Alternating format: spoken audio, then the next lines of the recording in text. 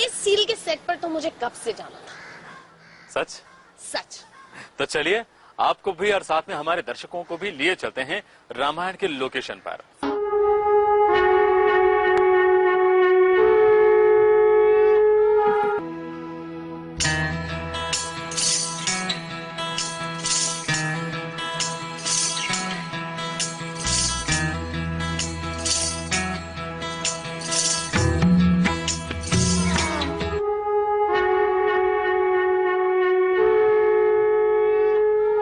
जब हम पहुंचे तब रामायण की शूटिंग की तैयारी चल रही थी गंगा किनारे। फिल्म सिटी में गंगा को भी उतारा गया है। राम के आने का इंतजार था। राम को देखने की तमन्ना और बढ़ गई जब हमने राम से पहले उनके मुकुट और धनुष को आते हुए देखा। प्रतीक्षा का अंत होने जा रहा है। प्रतीक्षा का अंत होने जा रहा है। उसके कुछ ही पलों में राम लक्ष्मण अपने रथ पर सवार होकर, माफ कीजिएगा, गाड़ी में सवार होकर नदी किनारे पहुंच गए और फिर हुई हमसे मुलाकात। वो अद्भुत क्षण को हम कभी नहीं भूल सकते जब श्री राम ने हमें गले लगाया, और शायद स्वयं राम भी नहीं भूल पाएंगे। राम दयालु हैं। वे सिर्फ हमें ही नहीं, यूनिट के सभी सदस्यों को गले मिल रहे थे। ये देखकर हमें बड़ी खुशी हुई।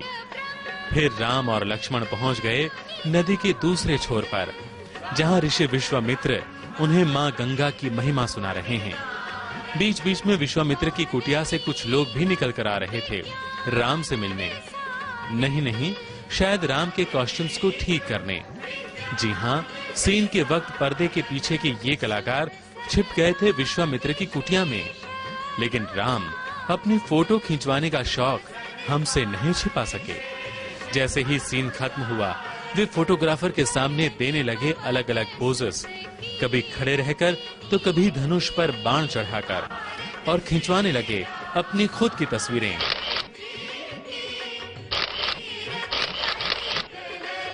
और फिर बाद में ये तस्वीर देखने भी लगे कि आखिर हम कैसे लग रहे हैं। कहीं मेरे राम को मेरी नजर ना लग जाए, कहीं मेरे राम को मेरी नजर ना लग जाए। जिनकी तस्वीर को घर घर में पूजा जाता है, वही श्री राम अपनी तस्वीर को देखने के लिए इतने बेताब हैं। ये देखकर तो यही कह सकते हैं कि राम तेरी लीला न्यारी है, यही तोहरे नाम की बलिहारी है। तभी तो राम, लक्ष्मण और उनकी सारी सेना रामायण और राम के गुणगान गा रही है।